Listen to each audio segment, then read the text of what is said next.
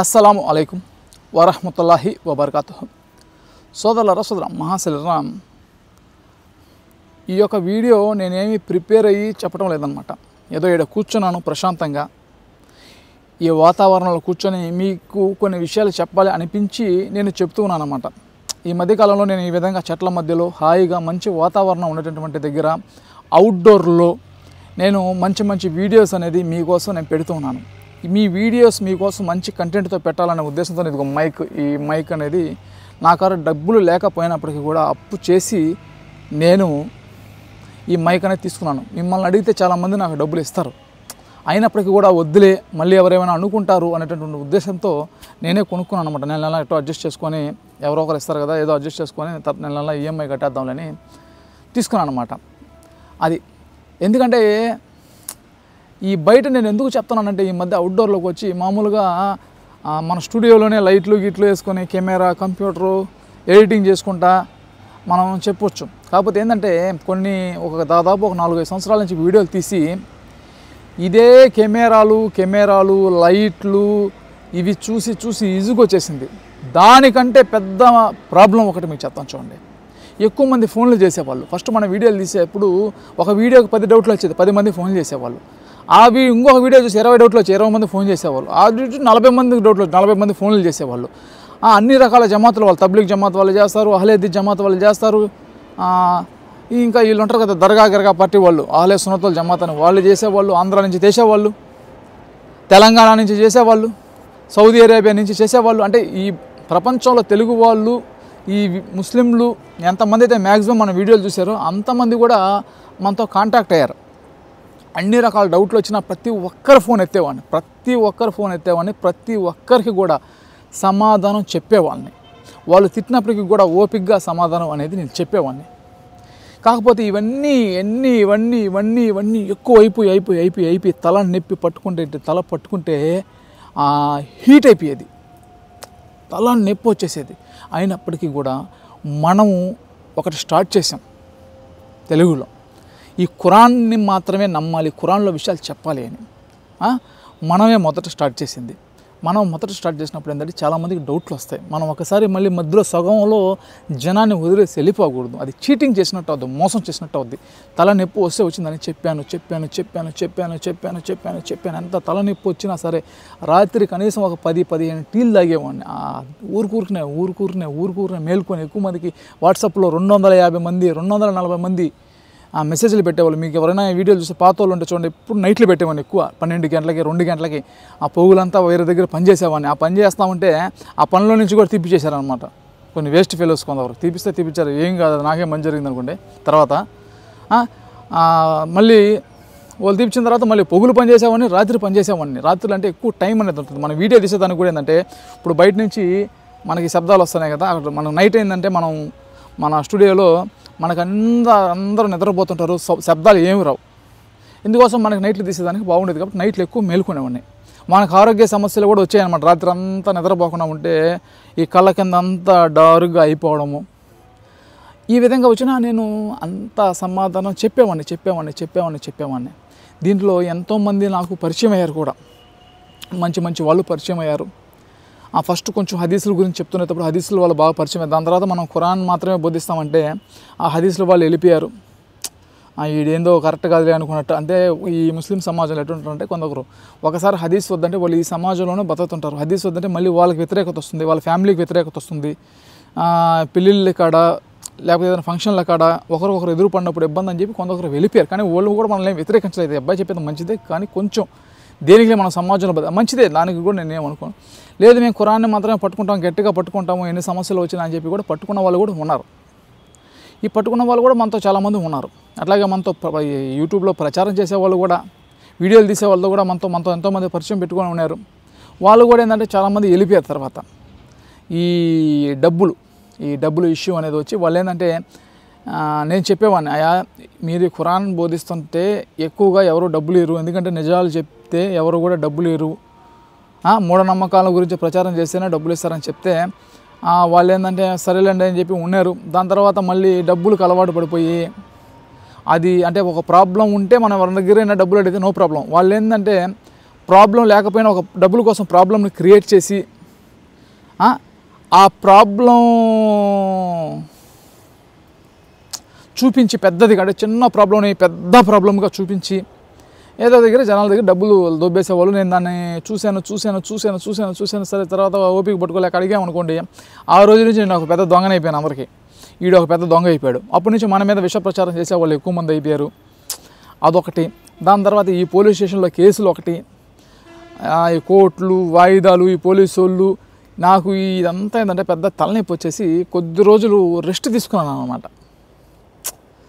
Doctor ఏం చెప్పాడంటే, ఇంత తలనొప్పి అనేది రాకూడదు, ఒకే దాని గురించి ఎక్కువగా రిపీటెడ్గా అంటే మళ్ళీ ఒకే దాని గురించి ఎక్కువగా ఆలోచించడం వల్ల నీకు తలనొప్పి అనేది వస్తూ ఉంది. ఇందుకోసం కొద్ది రోజులు నీ వీడియోలు నువ్వు వారానికి ఒకటి, నెలకొకటి ప్రశాంతంగా గడుపు, ప్రశాంతమైన వాతావరణంలో నువ్వు జీవించు అంటే కొద్ది రోజులు కొంచెం చిన్నగానే తీశాను. కానీ ఎవరైనా ప్రశ్న అడిగినా సమాధానం చెప్పేవాడిని, వాట్సాప్లో ఎవరైనా సమాధానం చెప్పేసామని. వీడియోలు తీయడంలో కొంచెం ఆలస్యం చేశాను అనమాట. ఎందుకు ఆలస్యం? కొంచెం రికవర్ అవ్వాలి. ఆరోగ్యం మనకు ఆరోగ్యం బాగుంటే మళ్ళీ వీడియోలు తీస్తాం. ఇప్పుడు చూడండి మళ్ళీ ఆరోగ్యం బాగైతే ఇప్పుడు మళ్ళీ వీడియోలు తీస్తాం. ఈ బయట ఎందుకు తీస్తున్నాను ఇది చెప్పాలని మెయిన్. ఈ బయట ఎందుకు తీస్తున్నానంటే, ఈ బయట వాతావరణంలో మనకు ప్రశాంతంగా ఉంటుంది, ఎక్కువ ఆలోచనలు రావు. ఈ వాతావరణం చూస్తే మనకేంటంటే మన కళ్ళు బాగుంటాయి, మన శరీరం బాగుంటుంది, ఆరోగ్యం బాగుంటుంది, మన మనసు అనేది బాగుంటుంది అనే ఉద్దేశంతో ఏంటంటే బయటకు వచ్చి ప్రశాంతంగా హాయిగా మీకు మంచి కంటెంట్ అనేది నేను ఇస్తూ ఉన్నాను అనమాట. అది ఇందుకోసం నేను బయట తీస్తూ ఉన్నాను వీడియోస్. బయట తీయడం వల్ల కొంచెం బాగుంటుంది, బయట హాయిగా కూర్చోవడం, ప్రశాంతంగా కొంచెంసేపు ఉండడం. ఎందుకంటే నాకు దీంట్లోకి వచ్చి తలనొప్పి అయిపోయింది. ఇప్పుడు ఇట్లాంటి వీడియోలు ఎక్కువ మంది తీరనమాట, చాలా కొద్ది మంది తీస్తారు. ఈ కొద్ది మంది తీస్తారు మనకి ఎక్కువ ప్రశ్నలు అనేది వచ్చాయి. లేకపోతే అంత ప్రశ్నలు రాకపోతే మనకి ఏమీ కూడా లేదు. అంటే మనకు ఇంకొక ఉద్దేశం ఏంటంటే, మనకు అబద్ధాలు చెప్పి డబ్బులు సంపాదించుకోవాలి, చాలా అబద్ధాలు చెప్పి చాలా డబ్బులు సంపాదించుకోవచ్చు, ఏదో ఒక ప్రాబ్లమ్ని క్రియేట్ చేసేవచ్చు. సాయంత్రం ఏదో క్రియేట్ చేసి మీ అందరి ముందు నేను కూడా కొంచెం బాధపడిపోయి ఏదో కొంచెం డ్రామా చేస్తే ఎవడో ఒకటి ఇచ్చేస్తారు, డబ్బులు ఇరా ఖచ్చితంగా ఇస్తారు డ్రామా చేస్తే. దాంతో బాగా ఎంజాయ్ చేయొచ్చు. కానీ డబ్బు అనేది అన్నిటికీ ముఖ్యం కాదు. నేను చాలామందికి మన సోదరులకి ఈ యూట్యూబ్లో కంటెంట్లో వీడియోలు తీసేటటువంటి సోదరులకి చాలామందికి నేను చెప్తాను, డబ్బు అనేది మొత్తం జీవితం కాదు. డబ్బు అనేది కొంతవరకు మీకు అవసరం. డబ్బు అనేది అవసరం కాదని నేను చెప్పను. ఎందుకంటే డబ్బు అనేది కూడా మనిషి జీవితంలో ఒక ప్రధాన పాత్ర పోషిస్తుంది, ఒక 10-20% పోషిస్తుంది. ఎందుకంటే మనకి ఏదైనా తిండి కావాలన్నా, మనకేమైనా బట్ట వేసుకునే దానికి బట్ట కావాలన్నా, దేనికైనా. కానీ మానసిక ప్రశాంతత, మంచి సంబంధాలు, హాయిగా చిరునవ్వు, ఇవన్నీ కూడా డబ్బుతో రావు మనకి. అది డబ్బు మన కాడ ఎక్కువ ఉందంటే దొంగలు కూడా మన దగ్గరికి చాలా మంది వస్తారు మనుషులతో పాటు. దొంగ చిరునవ్వులు, దొంగ సంతోషాలు చాలా ఉంటాయి. ఇవన్నీ కాదు, డబ్బు అనేది కాదు, మంచితనం అని చెప్తే చాలామంది ఏంటంటే డబ్బుకు లొంగిపోయారు. దాని తర్వాత లొంగిపోయారు, నాకేం ఇబ్బంది అయితే ఏమీ కూడా లేదు. అది కాకపోతే నేనేం చెప్తానంటే, ఒక పేదవాళ్ళు ఉంటారు కొంతవరకు, డబ్బులు ఇచ్చే వాళ్ళ దగ్గర తీసుకున్నా నో ప్రాబ్లం. అంటే వాళ్ళకాడ దొబ్బేయాలని నేను చెప్పట్లేదు. కాకపోతే ఒకవేళ వాళ్ళు తీసుకున్న వాళ్ళకాడ పోయినా వాళ్ళు ఏం పెద్ద ఫీల్ అవ్వరు. కానీ డబ్బులు లేని వాళ్ళ దగ్గర అబద్ధాలు చెప్పడం వల్ల ఏంటంటే వాళ్ళు బయటకు చెప్పుకోలేరు. అది ఎట్టుంటుందంటే చీటింగ్, మోసం. ఇప్పుడు మిమ్మల్ని ఎవరైనా మోసం చేశారనుకో మీకు ఎంత బాధ ఉంటుంది చెప్పండి. ఒక మోసం అనేది ఎంత తట్టుకోలేనటువంటి బాధ. నాకు తెలుసు మోసం అనేది చాలా పెద్ద బాధ, చాలా పెద్ద క్రైమ్ అది మోసం. అమ్మో, దేవుడు కూడా క్షమించడం. మోసం అనేది చేయకూడదు, ఏదైనా చేయొచ్చు కానీ మోసం అనేది చేయకూడదు. నన్ను ఎంతమంది మోసం చేశారంటే, చాలామంది మోసం చేశారు. చాలామంది డబ్బు దగ్గర ఎంతోమంది మోసం చేశారు. నేను ఎంతో సహనంగా ఉండేవాడిని. నేనే సహనం కోల్పోయేదాకా పోయి ఎట్టో సహనంగానే నిలబడ్డా లాస్ట్కి. అంత బాధ అంత వస్తుంది. మోసం అనేది చేయకూడదండి, ఎవరికి కూడా మోసం అనేది చేయకూడదు. అది నేను చెప్తాను. ఈ విధంగా ఎందుకంటే మెయిన్ ఈ అవుట్డోర్లో వీడియోస్ ఇదాను కదా, అంటే మానసిక ప్రశాంతత కోసము హాయిగా ఇటు వచ్చి మీకు కూడా ఎవరైనా ప్రశ్నలు అడుగుంటారు కదా, ఈ ప్రశ్నలు అడిగితే ఖచ్చితంగా వాళ్ళందరికీ సమాధానం చెప్పాలి. వీడియో తీసి చెప్తే బాగుంటుంది. అది చెప్తాను. మీరు ఎవరైనా నాకు ఫోన్ చేయండి. నా నెంబర్ 8185038386. ఫోన్ చేయండి. మీకు మంచి సమాధానాలు ఇస్లాంలో, ఖురాన్ వెలుగులో, ఖురాన్ ఆధారాలతో నేను మీ అందరికీ కూడా చెప్తాను. చెప్పకుండా అయితే ఏమి ఉండను. ఎందుకంటే మీరు సమాధానం చెప్పినప్పుడే మాకు కూడా వీడియోలు తీసేదానికి ఒక ఇంట్రెస్ట్ అనేది వస్తుంది, కంటెంట్ అనేది దొరుకుతుంది. అది కాకపోతే చాలా సమాధానాలు నేను చెప్పాను. కొందరు తగ్గారు, మనకి ఈ మధ్య చాలామంది తగ్గారు. ఎందుకు తగ్గారంటే కొన్ని వందల మంది ప్రశ్నలు అడిగారు, వేల మంది ప్రశ్నలు అడిగారు, 1000 వీడియోలు పైగా తీసాము. అన్ని ప్రశ్నలే మనం అడిగిన దాంట్లో 90% వీడియోలు ఒకరు అడిగినటువంటి ప్రశ్నలే తీసింది. అంతమందికి నేను సమాధానం చెప్పాను. అంతమందికి సమాధానం చెప్పాను, అందరూ తెలుసుకున్నారు. అందుకోసం ఏంటంటే చాలా ప్రశ్నలకు సమాధానం చెప్పాను కాబట్టి మనల్ని చాలామంది ప్రశ్నలు అనేది అడగటం లేదు. అడగట్లేదని నేను చెప్పను, అడుగుతున్నారు. కాకపోతే చాలామంది తగ్గారు. ఇంతకుముందు కంటే కొంచెం నాకు కొంచెం టైం అనేది కొంచెం సేవ్ అవుతూ ఉంది. ఈ మధ్య బాగా సేవ్ అవుతుంది, హాయిగా కొంచెం ప్రశాంతంగా ఉంది. ఎందుకంటే చాలామంది సమస్యలు తీర్చాం కాబట్టి. అది కాకపోతే మనల్ని విమర్శించే వాళ్ళు కూడా ఉంటారు, డబ్బు కోసం ఇది తీస్తున్నాడు అని. అది ఏమి రాదు డబ్బు. నేను ఇదే చాలామందికి చెప్తాను యూట్యూబ్లో వీడియోలు తీసేవరకు, నాయన ఇట్లా ఏమి డబ్బు రాదురా నాయన, మీరు ఏదో ఉద్దేశంతో వచ్చేస్తారు, ఇక్కడ ఏమీ రాదు అంటే వాళ్ళకి ఏంటంటే తెలియదు, విషయం తెలియదు. ఫస్ట్ ఎట్టున్నారంటే వీళ్ళు కొందరు ఉన్నారండి, చెప్తాను మీకు. టాపిక్ వచ్చింది కాబట్టి చెప్తా. ఫస్ట్ ఏంటంటే మంచి ఉద్దేశంతోనే వస్తారు. దాని తర్వాత వాళ్ళ డబ్బు ఆశయం ఉండదు. దాని తర్వాత 2-3 ఎవరొకరు బాగుండే వాళ్ళు డబ్బులు ఇచ్చేస్తారు. దాని తర్వాత ఆ డబ్బులకి ఈజీ మనీకి అలవాటు పడిపోతున్నారు.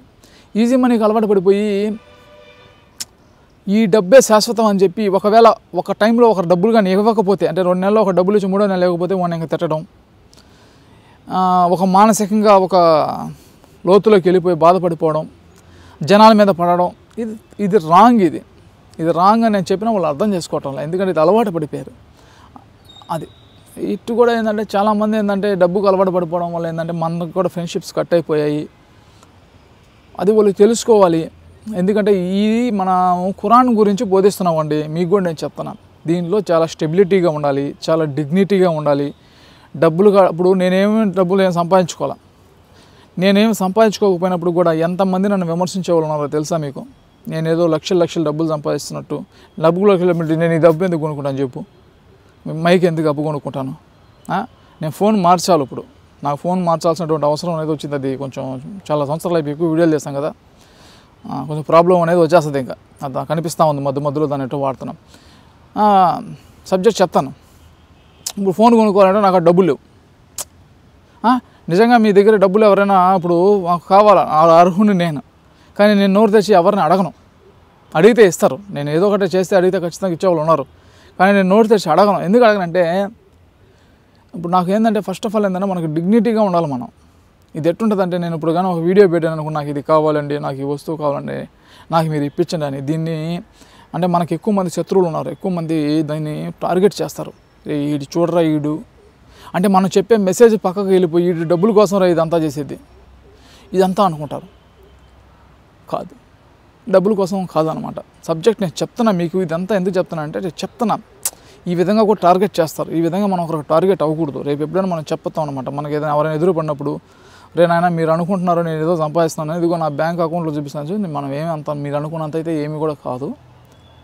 ఇది మీరు అనుకునేది ఏం కాదు, ఇక్కడ ఏం జరగదు. అది స్టెబిలిటీగా ఉండాలి. ఇక్కడ స్టెబిలిటీ అంటే మీకు స్థిరత్వంగా ఉండాలి.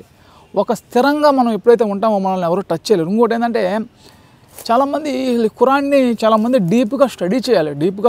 ఒక వ్యక్తి వచ్చాడు, మనల్ని ప్రశ్న అడిగాడు, 10 మంది వచ్చారు 10 ప్రశ్నలు అడిగాడు, 100 మంది వచ్చాడు 100 ప్రశ్నలు అడిగాడు, 1000 మంది వచ్చారు 1000 ప్రశ్నలు అడిగినా మనం చెప్పగలగాలి. కానీ చాలామంది ఖురాన్ చదవట్లేదు. ఏదో ఖురాన్లో ఒక 4 వాక్యాలు నేర్చుకుంటారు, ఒక 10 వాక్యాలు నేర్చుకుంటున్నారు. ఈ 10 వాక్యాలు పెట్టేదో వీడియోలు తీసి మేమేదో దేశాన్ని ఉద్ధరించేస్తున్నామని చెప్పి చేస్తున్నాం. అది తప్పు. అది ఇప్పుడు ఏదైనా కష్టపడాలి. ఇప్పుడు నన్ను ప్రశ్నలు ఎక్కువ మంది ఎందుకు అడుగుతారంటే నేను సమాధానం చెప్తాను కాబట్టి అడుగుతాను. ఎందుకంటే మనం కష్టపడ్డాం.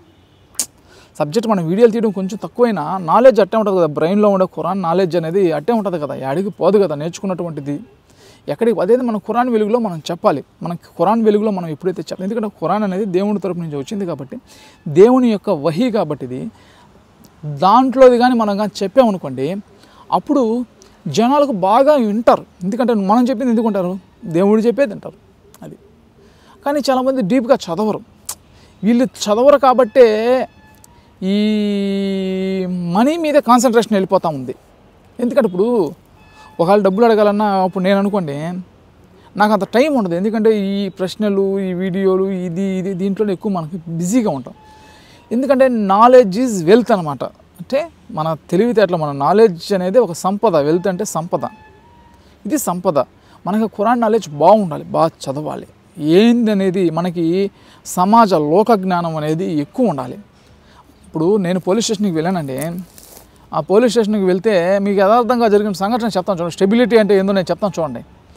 వాళ్ళు ఆంధ్ర తెలంగాణ నుంచి దాదాపుగా ఒక 60-70 మంది, ఒక 100 మంది లోపు అనుకోండి, బయట కూడా ఉంటారు కదా ఆ పోలీస్ స్టేషన్లో. ఆ రూమ్లో ఎంతమంది పడతారో అంతమంది మన మీద కేసు పెట్టేదానికి ఆ పోలీస్ స్టేషన్కి వెళ్ళారు.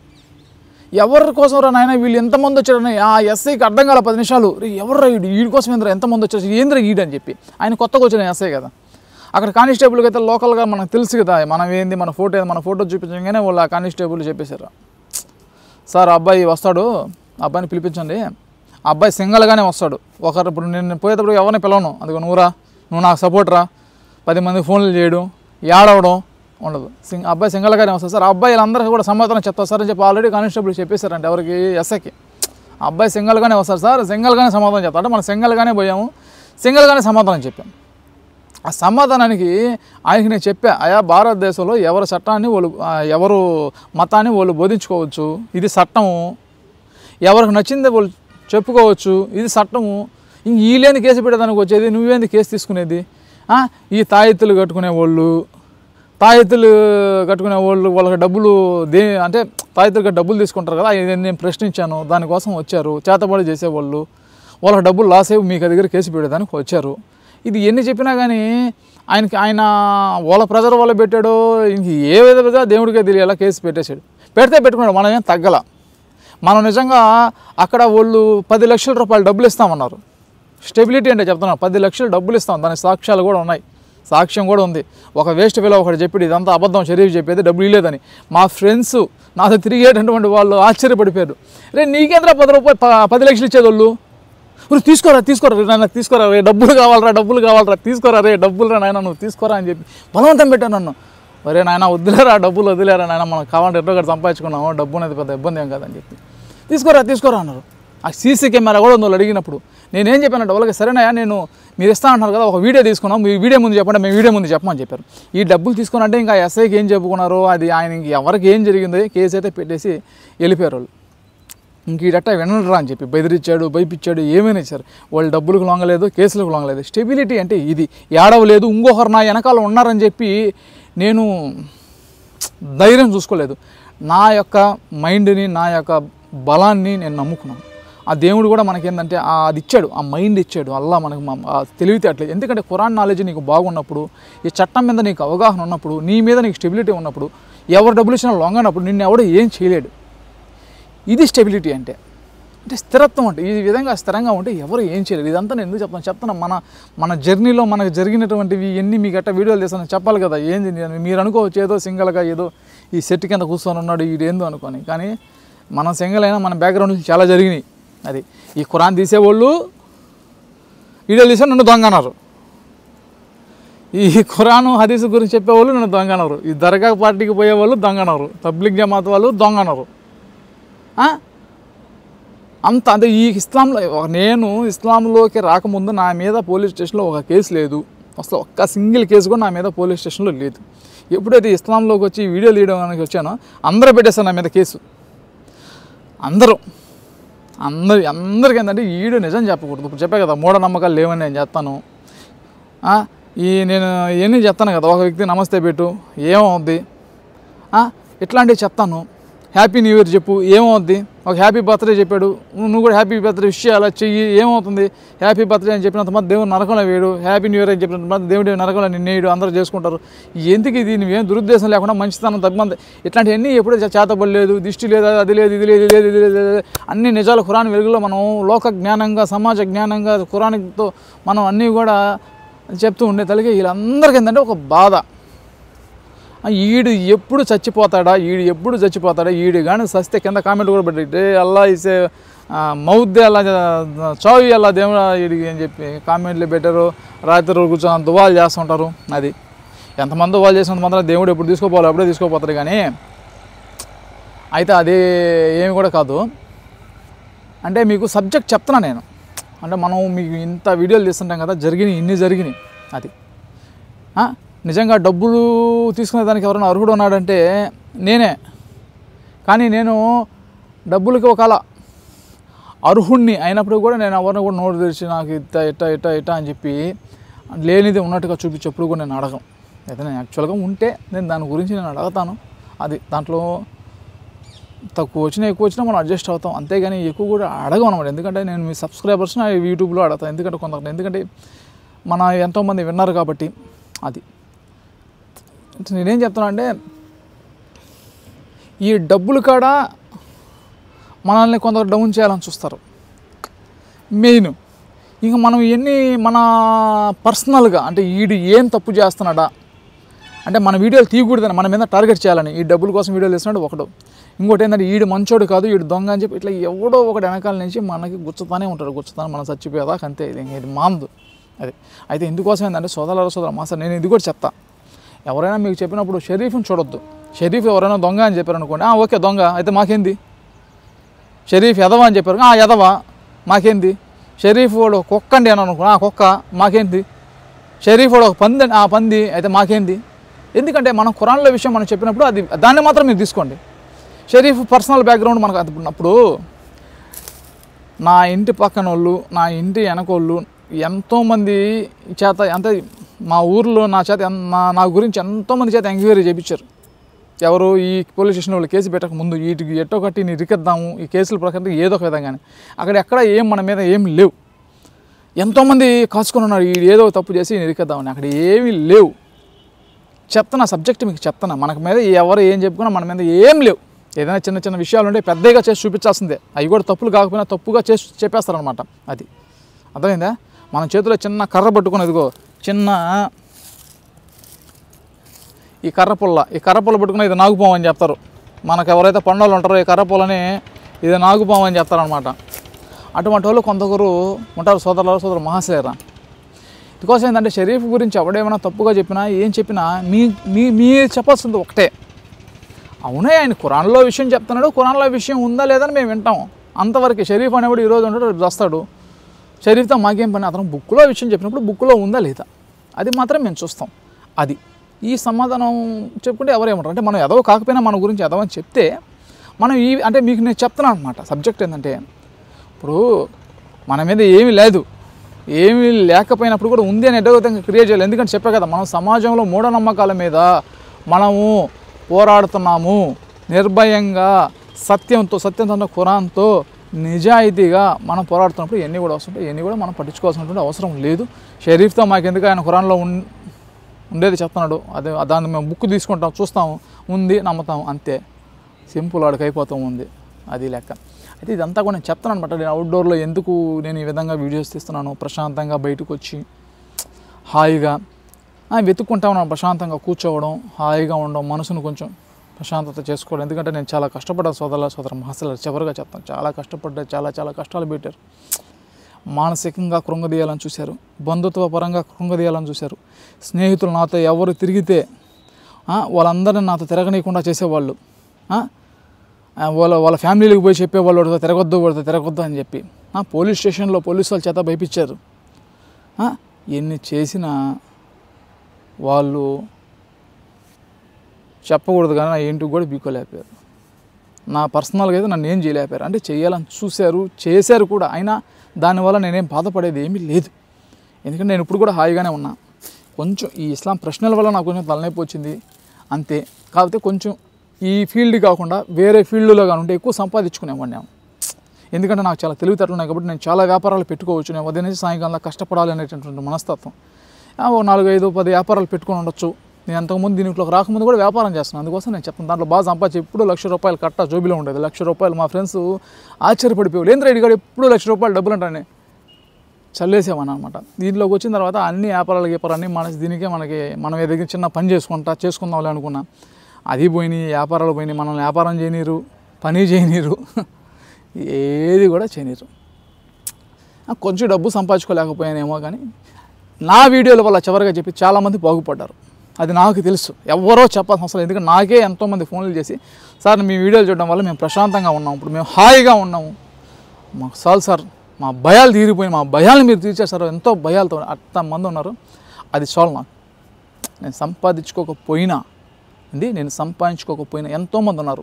నా ద్వారా బాగుపడిన వాళ్ళు కూడా కొందరు, నా ద్వారా డబ్బులు సంపాదించుకునేటటువంటి వాళ్ళు కూడా మన మీద పేరు పెట్టేవాళ్ళే. అది నా టైప్ పరిస్థితి. ఎవరు ఏ టైప్ అయినా ఇబ్బంది లేదు. ఇప్పటికే చాలా సమయం అయిపోయింది. ఇంతసేపు మీరందరూ నా యొక్క బాధ అనుకుంటారు, నా యొక్క అసలు స్టోరీ అనుకుంటారు, నా యొక్క జర్నీ అనుకుంటారు, ఏదో వినిన దానికి మీ అందరికీ కూడా కృతజ్ఞతలు. ఇదంతా కూడా నా చేత చేయించిన దానికి ఆ దేవునికి కూడా కృతజ్ఞతలు తెలుపుకుంటూ మీ అందరూ కూడా సెలవు తీసుకుంటున్నాను. ఈ దురుద్దేశంతో తెలియదు, నాలో ఉండేటటువంటి బాధ నేను ఎందుకు అవుట్డోర్లో వీడియోలు తీస్తున్నాను అది నేను చెప్పుకున్నాను, అంతే, ఏమీ లేదు. దీని మీద మీరు ఏమైనా కామెంట్ చేయాలనుకున్నా వీడియో కింద మంచిగా కామెంట్ చేయండి, ఇబ్బంది ఏమీ లేదు. మీ అభిప్రాయాన్ని మీరు పంచుకోండి, ఎటువంటి ప్రాబ్లం అనేది ఏమీ లేదు. ఎక్కువ మంది మన వీడియోలో కామెంట్ చేయరు, ఎందుకంటే మళ్ళీ ఆ కామెంట్ చూసి మళ్ళీ వాళ్ళకి ఎవరైనా ఏమైనా చేస్తారేమో అది కూడా ఉంది బాధ. దాని గురించి కూడా నేను పట్టించుకోను. అది ఎవరైనా మీకు ఏం ఇబ్బంది లేదన్నట్టు కామెంట్ చేయండి, నో ప్రాబ్లం. అది మీకు అందరితో నేను సెలవు తీసుకుంటూ ఉన్నాను. ఓకే.